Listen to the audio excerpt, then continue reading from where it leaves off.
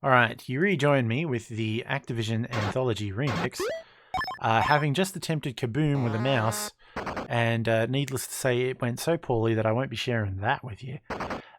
So let's have a look at some other games, and in this case, we're going to have one that might surprise you by its presence. This is Commando, which is... You may notice down the bottom of the cartridge, covered in copyright notices from Data East and Capcom, as well as being made by Activision for the Atari. It's a bit confusing. So Commando was licensed by Data East, and it is a conversion of the Capcom game, and on the Atari 2600. And, I mean, if you can imagine the idea of Commando on the Atari 2600, it's exactly what you think it is. It's actually, considering how dreadful this could have been, it's actually a reasonably good attempt. Probably could have lived without the music. But, yeah, so this is Capcom's seminal scrolling shooter, Commando. And, okay, you throw the grenade by holding down the button, but you don't hit anything. So, yeah, this came out in 1988, and so the 2600 was beyond the end of its lifespan, but there was still a lot of them kicking around, and occasionally people would put games out for it. And yeah, this is a pretty good example of how that happened. Activision, I think, also ported Rampage to it. I don't believe it's in this compilation, however. Possibly they couldn't organise the licensing with Midway. But you're not missing anything. So yeah, this is the 2600 version of Commando, which is just a really interesting inclusion. And shows how committed they were to trying to get as much of the Activision sort of classic set as they could. You may notice some cartridges that look a bit different. The blue ones, predominantly, are actually games by a company called Imagic, which became sort of eventually a part of Activision. Their most famous game was this one, which is Demon Attack. Which someone has popped a whacking great Activision logo at the top of, that didn't originally exist. So, yeah, this is Demon Attack, and it is particularly famous for pissing off Atari. So Atari spent a great deal of money to license the game Phoenix. They were going to put Phoenix out on the 2600, and they did actually create a really good port of Phoenix. The 2600 version of Phoenix is well worth a play. And this game sort of clones the initial first phase of Phoenix. And Atari pretty much sued, I think, for copyright infringement. Like, they'd paid money to license Phoenix, and Imagic basically nicked it. Which was unusual. Everything got cloned back in those days. And there wasn't really much precedent for preventing somebody from cloning your game. A lot of people seem to think Demon Attack is much better than the Atari port of Phoenix. I would go against that. I think Phoenix is very much the better game. But Demon Attack definitely is a very famous piece of Atari software. It is Imagic's best known and I believe best selling title. And it's not without its charms. It's quite a good shooter. The demons, I guess, I mean, they're phoenixes, but okay. The demons are annoying and unpredictable in their movement patterns. The way they fire is really interesting with these, like, the rain kind of shot down on you in the early levels, and then the sort of more dangerous straight shots in the later levels. So what this misses and what prevents it from being a full clone of Phoenix is sort of the other game's more elaborate stage design.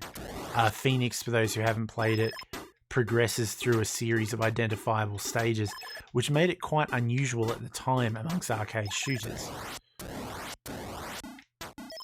It culminates with one of gaming's first recognisable boss fights as well. Oh. Just hover over my respawn point, why don't you? So yeah, trying to guess where they're going to move to is a bit of a pain. So we've got splitting enemies, which again is liberated from Phoenix. There are elements of Galaga. I mean, Phoenix itself was vaguely derivative of other games. A lot of Galaga and Galaxian influence in there, that kind of thing. Oh, go away, go away, go away. Really need to be able to fire quicker. Of course, the game is designed with this firing rate in mind. So, like Space Invaders, you get one shot on the screen.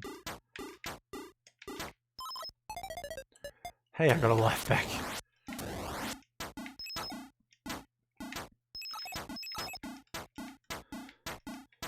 I do love Atari 2600 graphics. I think what you can do with them is in many ways more important than what you actually... Sort of like, they are meant to evoke something in your mind.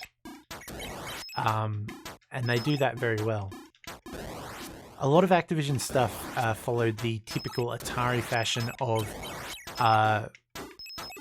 putting sort of much more elaborate art on the boxes than you could actually do in game. But it was at least a little more honest than Atari's actual, the stuff that came from the first party Atari games. Nintendo famously broke that tradition with their NES box art on the Nintendo Entertainment System's launch in US with the black box art.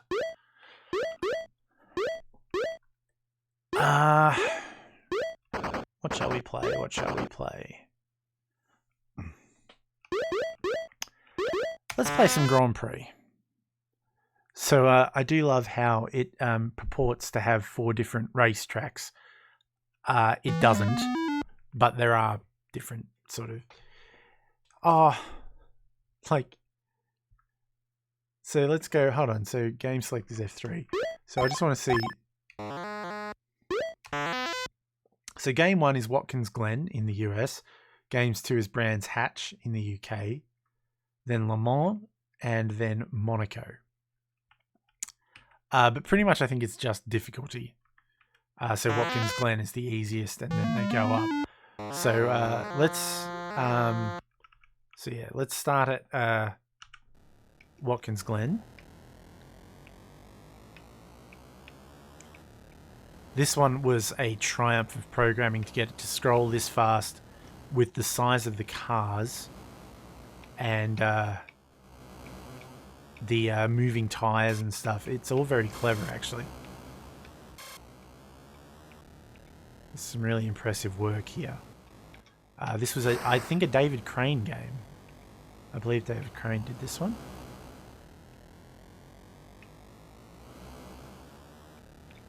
Oh, just clip a car and you're stuffed. There's an oil spill there. So, ran straight into the oil. So there is an element of this to being memorization, like remember where the next car is going to come and that kind of thing. Don't go too fast because you could get yourself in trouble. So let's try doing, instead of Watkins Glen, this is now Brands Hatch. And you may notice that several of the great racetracks of the world have turned into whacking great big drag strips. There are no turns in this game.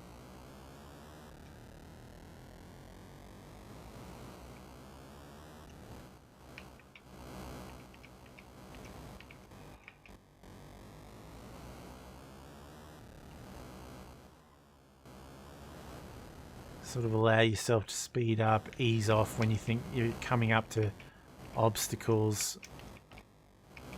Oh, drat, I thought I was going to slip in front of him.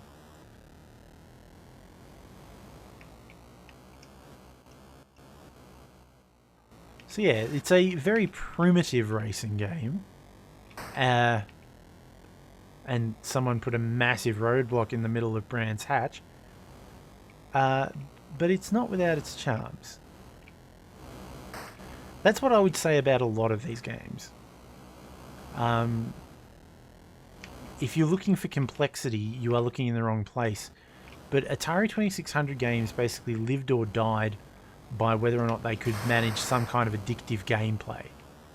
And a lot of Activision's were great for that. A lot of the truly timeless games, graphics and the like, it's all window dressing. But it's whether or not they can hook you in.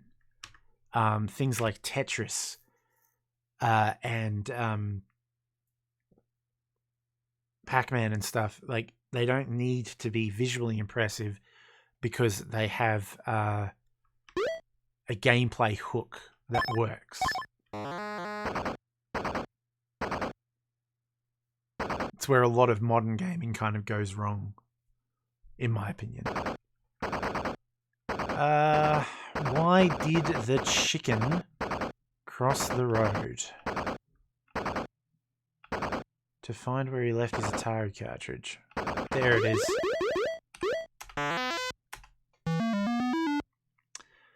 Okay. So this is Freeway. It's not Frogger. Although you would be forgiven for thinking it was. Basically, you are helping the chicken across the road, and you don't want to get hit by a car. There is no real bonus for doing it fast. Basically, you just want to survive. So, doing it in a clever fashion is much more important than doing it quickly.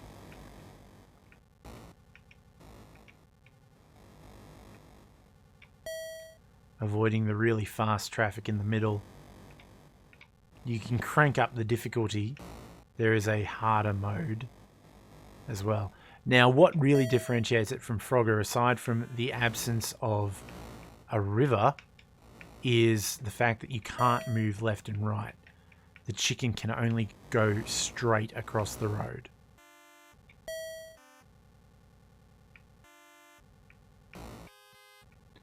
There is nothing quite like getting a moment where you are able to race the chicken straight across. You may have noticed that there is also a cartridge in the cartridge rack labelled Bloody Human Freeway, which is exactly what it sounds like. It was a version of this game made for in-house consumption at Activision, where the chickens were replaced with people and gore was added when you got squished.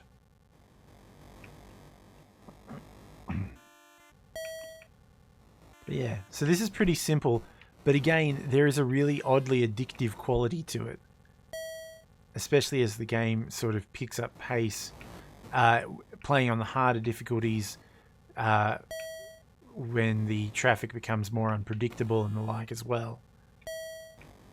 The other thing that you really can do with this game is play it multiplayer, which is an absolute hoot.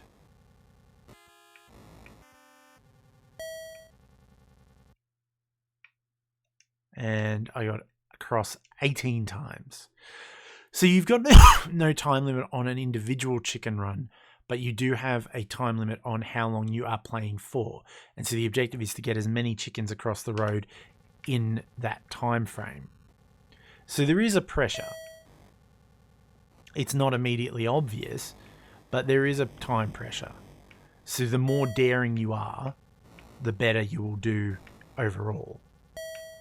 So we'll see if we can beat 18. Not if I get cleaned up like that too many more times. So yeah, not being able to move side to side does mean you've got to work out the car movements and when you can dare to run and when you can't.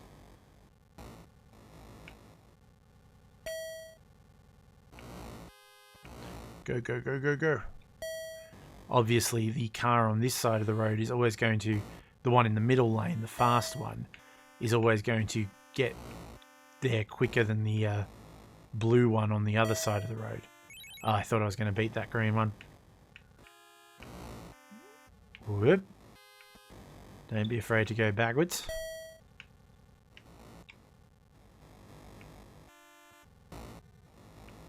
Oh! I ran under his wheels. Cool sound effects too. Love the honking horns.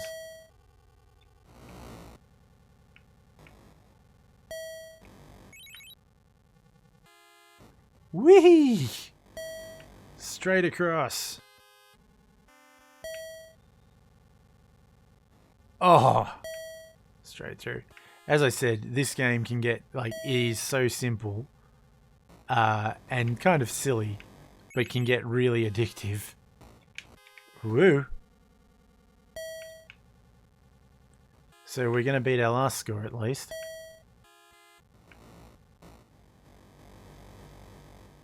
Oh, no. I thought I'd made that. Okay, another one. Nope.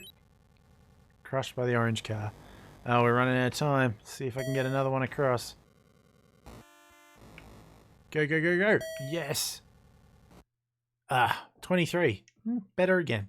So yeah, that one's pretty simple, but good fun. So this has just been a little look at the Activision Anthology Remix Edition. It's great fun and something I really recommend tracking down. It came out on... so this is the Remix Edition on PC, but there was also a version on PSP, PS2. I believe the original Xbox eventually got it, although don't quote me on that. But whichever version you can get your hands on, it's really great fun. And I can't say enough for the presentation as well. I can't show you much because this is, I've only just installed it on this computer. So you've got your high scores here. Yeah, so it tracks your high scores, but can also give you patches, which I obviously haven't got any of yet. So when you get to the appropriate high score as listed in a game's manual. So for example, where's freeway again? Not skiing, freeway. So we look at the manual for freeway. Where's the patch? There is a patch for freeway, although, yeah, here we are. Save the Chicken Foundation. So, yeah, using the, on the hardest difficulty on Game 3 or Game 7, you can, if you can get the chicken across the traffic 20 times within the time limit, then you get the patch. So let's crank it to Game 3. And, yeah, so you can see that this is an actual added challenge. There's now trucks. There is multiple cars per lane. So yeah, getting the chicken across the road 20 times might not sound like much, but it's much more difficult. But yeah, so the patches are a little reward. And as I said, the music is great. It's got some great 80s songs like Take On Me, Mexican Radio, all sorts of wonderful tracks, and you can put your own in on the PC version. So yeah, if you like retro gaming and 2600 titles in particular, well worth checking out. I hope you enjoyed this little look at it. Be back with a new Let's Play coming up very soon. Until then, have a wonderful time. Keep playing games. It's important.